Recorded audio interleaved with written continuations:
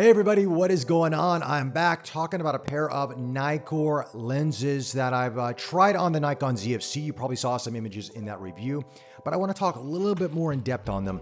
We've got the Nikkor Z105 f2.8 S-line lens here on the Nikon Z7 II, and of course the 50mm f2.8 Nikkor Micro lens.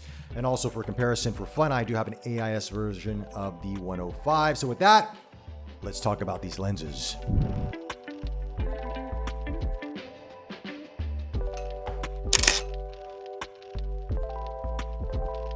So before we kick things off, I do want to thank Nikon Singapore for providing the Nikon Z7 II for loan, the 105 f2.8 S-line micro lens, and the 50 f2.8 micro lens. This 105 AIS version here is mine. Just have it here for more of show because the optical quality is different. Of course, Z to the AIS, there's a big difference. So anyway, let's talk about these lenses. The 105 f2.8 S-line lens is the flagship out of the two. This is the big boy. It's got VR in it, Arneo nanocrystal coatings and fluorine coatings. It is the S-line, so you're gonna have that customizable ring on the back, that LED display, the customizable function button. Of course, you have your autofocus and manual focus switch on this, and your full to 0.5 to 0.29 meters in terms of your focal range. This is part and parcel with the macro lenses because if you're close up on a subject, you don't want the lens to go hunting quite a bit. Just have an area where it can focus in and nail focus faster. In terms of performance on this, it's fantastic, guys. I mean, what do you expect from Nikon these days? I gotta say, most of their Z mount lenses just knock it out of the park, and this one just blew my mind. The sharpness, the fall off, the colors. I mean, I've tried the G lens before, and I tried this AIS lens, and they're fantastic lenses, right? They're great. This is just on another level altogether. I mean, what is there to say? You're gonna see in some of the images in a bit how sharp this lens is. I'll talk about performance in a bit because there are some things that I came across on the Z7 II, but in terms of optical quality, phenomenal. Now let's talk about the 50 f2.8. This lens is not an S-line lens, so you're not going to get all the bells and whistles as you're going to get on the 105. You're not going to get that Arneo or nanocrystal coating to it. You're still going to get the fluorine coating.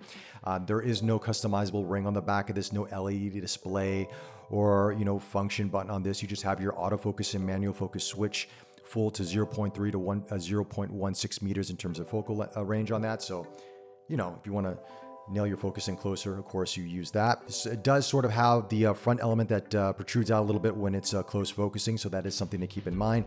But this is a great little walk around lens. At a 50 f2.8, nice focal length, you can use it day and day as a lens, but you get that 1:1 macro ratio. The same as this 105 f2.8, it is a 1:1 macro lens, which is nice because some macro lenses are not 1:1 out there, okay? They can vary. And so hats off to Nikon for making this a true 1:1 macro lens. Now, in terms of optics, this is fantastic. Even though it is not getting that nano and Arneo crystal coating to it, so as the fluorine coating, I didn't really notice much of a difference. It is bitingly sharp, great colors out of it. I didn't notice any flaring in my testing out there. It is just a fantastic lens in that regard. And I found it to be a very compact, lightweight lens to carry around. When I put on the Nikon ZFC, it felt great. When I put on the Z7 II, it's easy and lightweight in the bag versus the 105, which does have some heft to it. So if you're looking for just a great day-to-day lens and you want macro capabilities when you need them, try out the 50. I think you're gonna be very impressed with it. Now, in terms of performance, this is where it was really interesting for me because with the 105 f2.8 in autofocus mode, and I tried various different modes with this, right? I found my focusing was a bit off, and I don't know if it's the camera or the lens because these are demo units and sometimes this happens, but I found that my hit rate wasn't really great with the 105 all the time. I had to take multiple shots to really nail where I wanted to be. Even when I did like pinpoint focusing on this, I never felt 100% that I could just take one shot and nail it. I always felt I had to take 2 or 3 shots because either there was some camera shake, and that's odd because you've got the stabilization inside the body and of course VR in the lens, or what, I don't know what it was, but I wasn't really nailing it as good as I wanted to nail. But when you hit the shot, when you get it in focus, wow. Now, a lot of people out there will be saying, Bobby, just manual focus it. That's pretty much what we do with macro lenses. And I agree. a lot of the times I would manual focus it because the manual focusing system in the Z system is fantastic. It works great. I use it, nailed focus, no issues at all. But I'm just talking in terms of autofocus. Now with the 50 f2.8, my hit rate was much higher.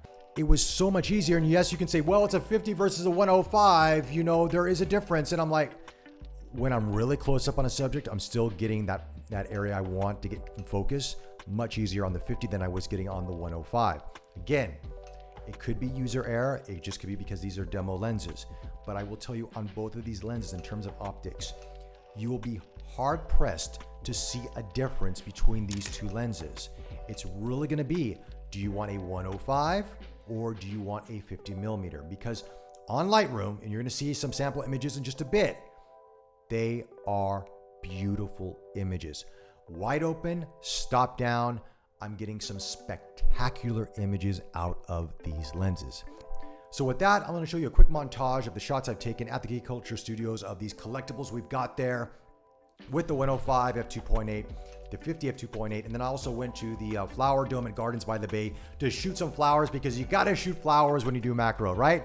So with that, check out these images and I'll be back with you with my final thoughts.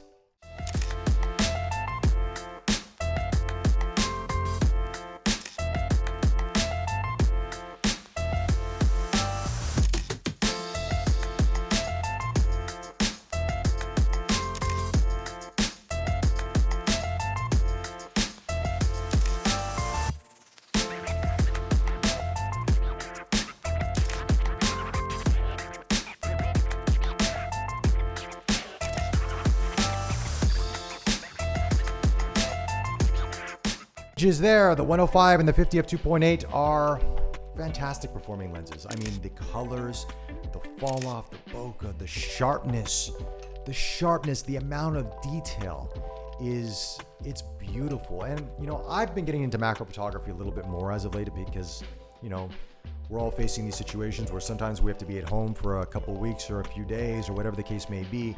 And it's just sort of a way for me to, you know, get that creative juice going, you know, with photography.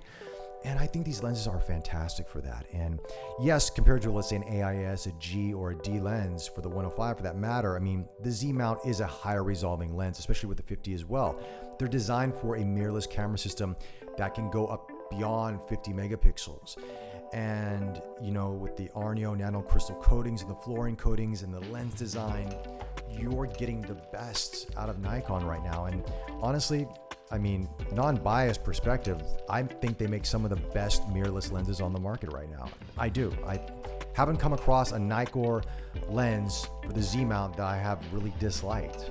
I mean, some of the kit lenses maybe so, but when you come into these, you know, these primes or these S-line lenses, I mean, it doesn't get much better than this. It really doesn't. I mean, they get large in terms of size and weight, but performance is there.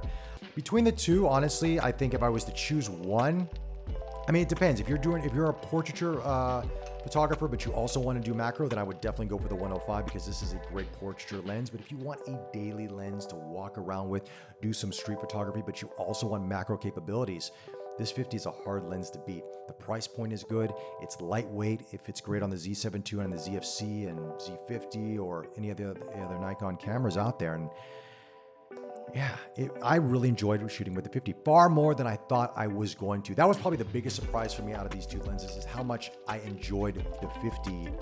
There is a significant difference. I think Nikon has designed these lenses to be used on higher megapixel mirrorless systems versus the G, the D, and the AIS, which is meant to be used on film and on DSLR camera systems and up to a certain, you know, resolving power. So these two lenses here would be staples for any macro photographer, my personal opinion. And I just highly recommend them. They're absolutely beautiful when it comes to image quality, the sharpness, the rendering. Wow. So with that, those are my thoughts on the lenses. Let me know your thoughts in the comment section below. Do you agree with me? Is there anything else I should be looking out for? Did I make a mistake in terms of using the 105? I would love to hear from you. But follow us on Facebook, subscribe to us on YouTube, like this video. It helps us out a lot, especially the algorithm lately on YouTube. So with that, stay safe, take care, and I'll chat to you in the next one. Bye.